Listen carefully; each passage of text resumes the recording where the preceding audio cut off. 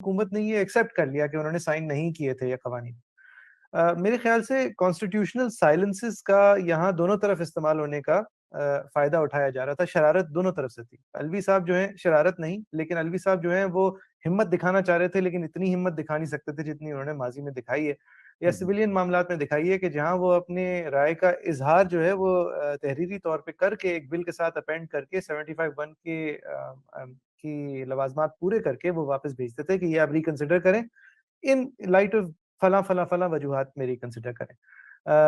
अब वो उन्होंने ऐसा नहीं किया, उन्होंने बस ओमिशन कर दिया, यानी कि उसको साइन करने के बजाय ना उन्होंने ये ऐलान किया और ना उन्होंने ऑफ़िशियली कोई नोट अपेंड करके रिटर्न किया।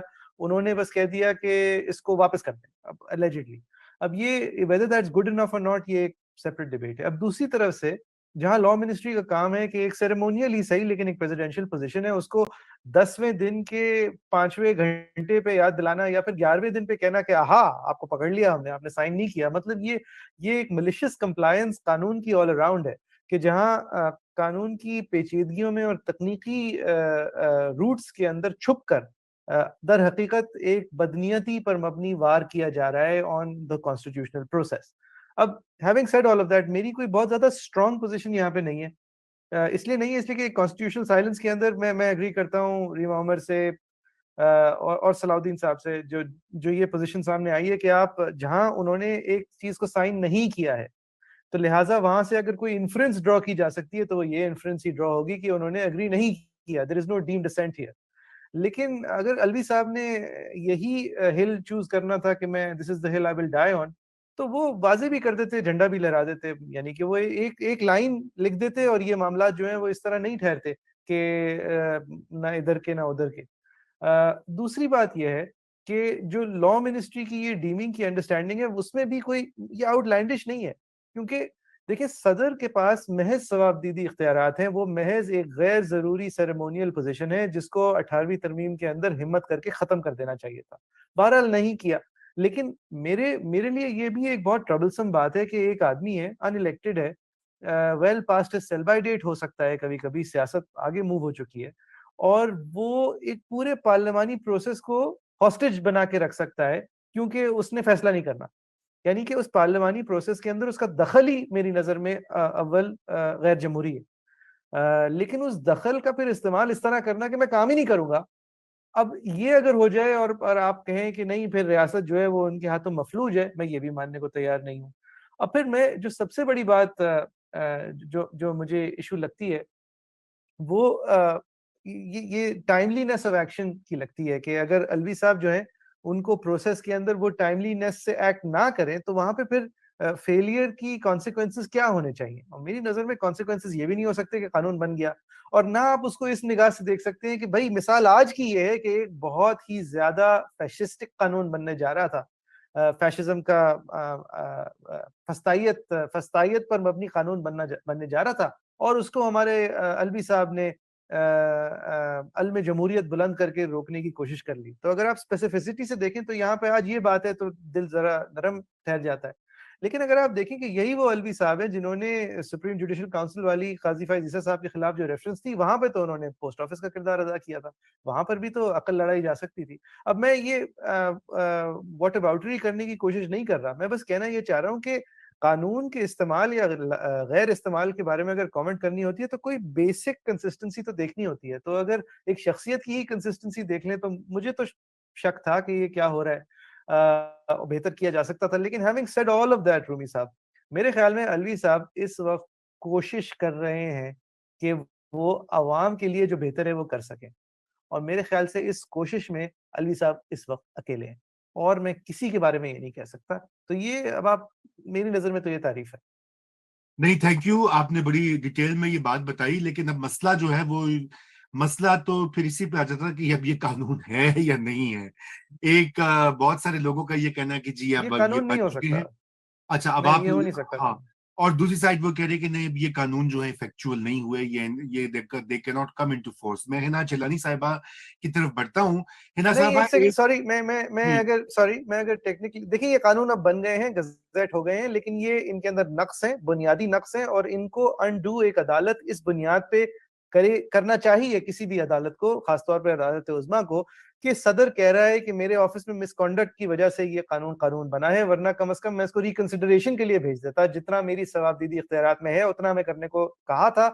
मेरी हुक्म की नाफरमानी के बेसिस पे ये कानून बने हैं, बन तो गए हैं, लेकिन इनमें इतना बुनियादी नक्स जरूर है कि इनको स्ट्राइक ऑफ द गजेट कर देना चाहिए।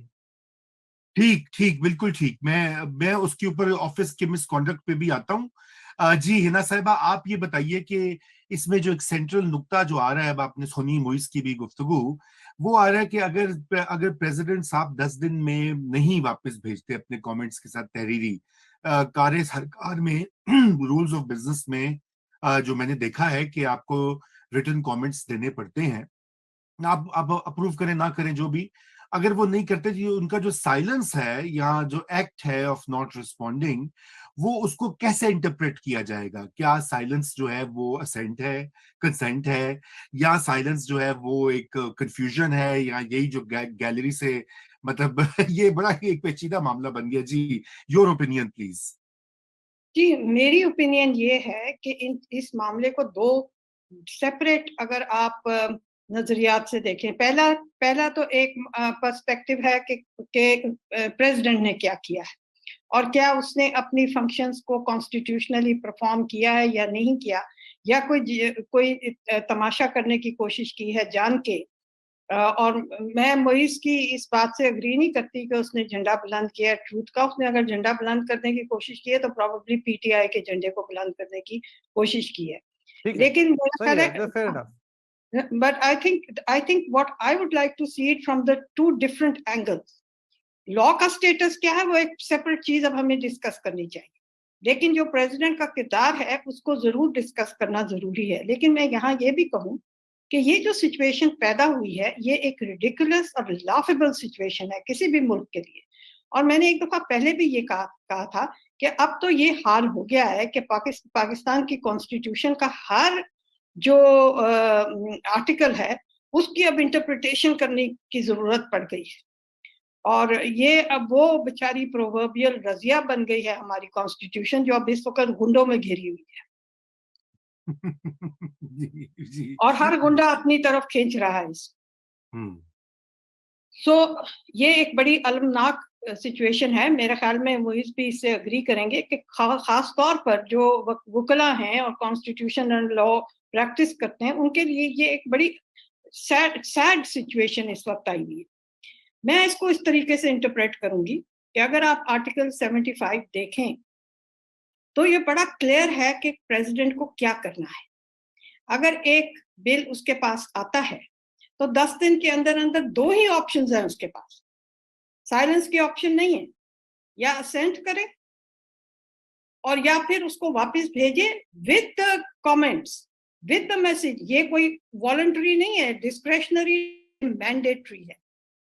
Has the president been able to produce a document to prove his claim कि मैंने इसको वापस भेजा था? जी. So this is, I think, one important fact to be kept in mind. दूसरा, कुछ जो तज्जियाकार हैं वो ये कह रहे हैं कि ये जब एक प्रेसिडेंट के ऊपर एक बाइंडिंग प्रोविजन है, why did he play with it? शैल का लफ्ज है ना जी, बिल्कुल शैल का लफ्ज है। और जो मैसेज की बात की है विद द मैसेज, वो भी मैंडेटरी है, एंड का लफ्ज है जी। ये होता ही मे सेंड अ मैसेज रिक्वेस्टिंग कि इसको रिकंसिडर कर लो या इसकी किसी प्रोविजन को रिकंसिडर कर लो। अब होता क्या है, ये जो मौका था ये भी एक बड़ा एक प्रॉब्लम क्रिएट कर रहा है कि ये जाता है एक ऐसे वक्त पे कि जिसमें 10 दिन में उन्होंने अपना असेंट देना है या इसको रिटर्न करना है। By the time that those 10 days are over, the assembly, national assembly does not exist. Joint house उसको फिर से पास करके इनको वापस नहीं भेज सकता।